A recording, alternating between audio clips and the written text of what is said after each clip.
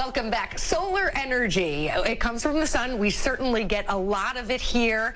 So how do we take advantage of that resource? To talk a little bit more about that, we have Nate Otto, who is expert of all things solar. Good morning. Good morning. How are you? Good. Thanks for being here. Good. Thank you. Let's start with the very basics about solar energy and how we could take advantage of it.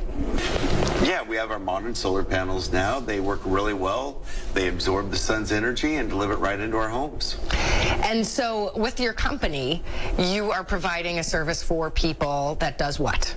Well, we install the solar panels on the home. We integrate them into the home so they look good on the house. And then we draw on the power, and it provides power for their home at a much cheaper rate than Southern California Edison. We were talking a little bit earlier that this could apply to more than just homeowners, right?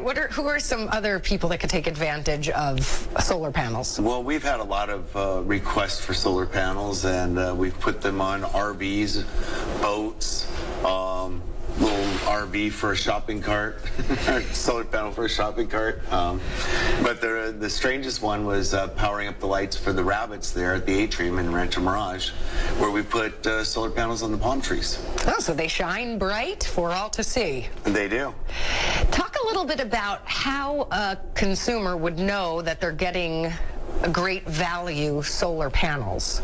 Well, in our extreme environment here in the desert, quality solar panels, it's super important to have a quality panel with a great warranty. This is a very harsh environment, so you need a good panel. So you really do need to do a little bit of research and investigate that. The cheapest is not always the best, especially when it comes to electronics. The other parts are the installation and their techniques.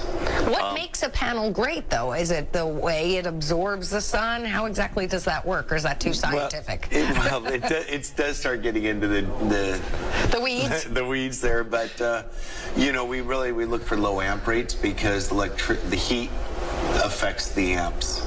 Okay. And it sort of squeezes down the power that could get in there. So we look for certain characteristics in panels if you're really looking into the weeds. And a good installer does get into the weeds and uses geographically appropriate equipment.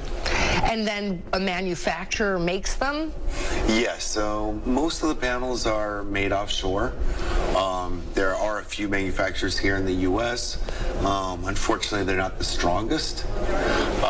But like the Panasonic panels that we're using, they're going to start building those in New York, so they will be U.S. made, but they are a Japanese company. Okay, so they're coming from Japan right now. Right. But these are the best ones. Them along with the SunPower panels, yes. And SunPower is an American company, but those are made in Mexicali. Okay. But you handle all of that, right? I mean, this is something that the company that you're relying on to get the panels up there is doing all that research, behind the scenes work. Well, unfortunately, people are relying on the company to do all that research and do the behind the scenes work, where in reality, lots of times it's just how much money they're going to spend on the panels, and they get whatever they can for the cheapest price, unfortunately. So it's really important to know what product is going on your roof and how well it's backed. You know, with the Panasonic panel, it's a 100-year company. They're very solvent, and it's a good bet that they're going to be around for their warranty.